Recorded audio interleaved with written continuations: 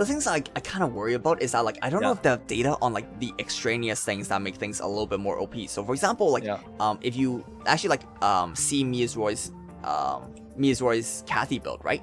He actually builds like 5 to 7 pairs of white rhinos for movement mastery.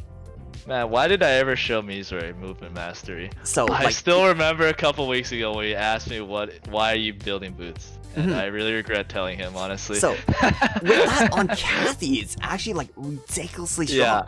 Like on Kathy, he can just constantly engage, disengage whenever he wants, and like basically, I wonder if these are gonna be things that are being considered as part of like the normal, or is it like just systemic things that they need to fix?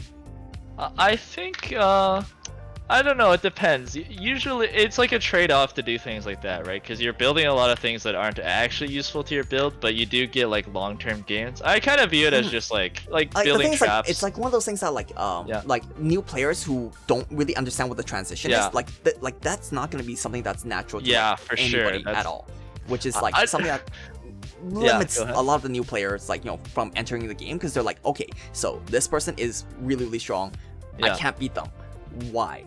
And then and they don't know. They don't know, and if they find out the reason, they go like, this is dumb. Right. Like if you told Scar about this, his first reaction would probably be, what is wrong with you guys? Exactly. Like it's just something that's like not sensical, not and it's something so invisible, because if you actually just look at the general chart of like hey, what number somebody has, like you look at their weapon, that's like the thing that's supposed to determine their strength, but like guess what, it's not their weapon, it's one of the numbers in the middle slot somewhere that like you have to hover over there and then see, oh hey, movement mastery really high. You pretty much like, I don't even know anyone who even checks that like on the leaderboard, because not only do you have to open the leaderboard, you'd have to hover them. Like I think the most you could possibly do is like click on them and actively look at their move speed, but even that is like so hard. Is what I think like the mastery system is nice, but it's at a point where it is actually just too much. Like it gives like too much invisible strength that I don't think it's very new player friendly at all. Yeah, I don't think it's new player friendly at all. I mean, I didn't even know mastery existed for like hundreds of hours when I started playing this game like a couple months ago, which is like insane. Like I'd play against Homecoming and actually try to sweat against him. I hit like top 1,000 ladder, and I didn't know like mastery existed. I didn't know it existed, and like like it was basically so just mind start blowing throwing like invisible walls over invisible walls over invisible walls, and like as these things trickle down from like top streamers and whatever, like these techniques goes down to the public, it's gonna create even more barriers for people to enter the game, and I think that's a problem. For sure. Which I do feel like the mastery system could use a bit of simplification.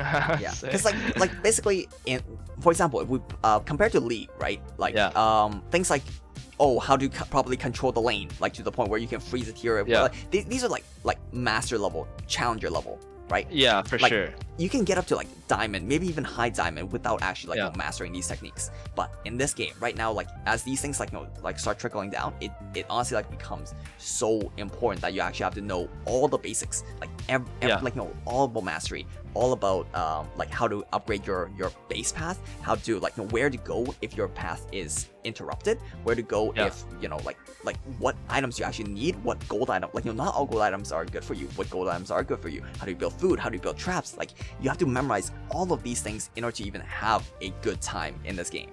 Yeah, for sure.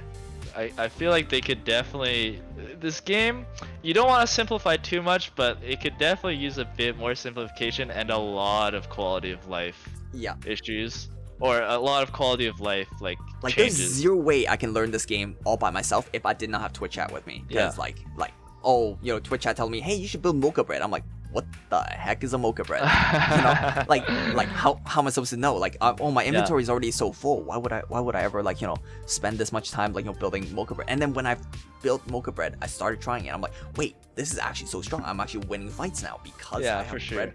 So like these kind of things. Like imagine if someone's not a streamer and they actually have to learn all these things by themselves. Like it feels the burden of learning is all on them.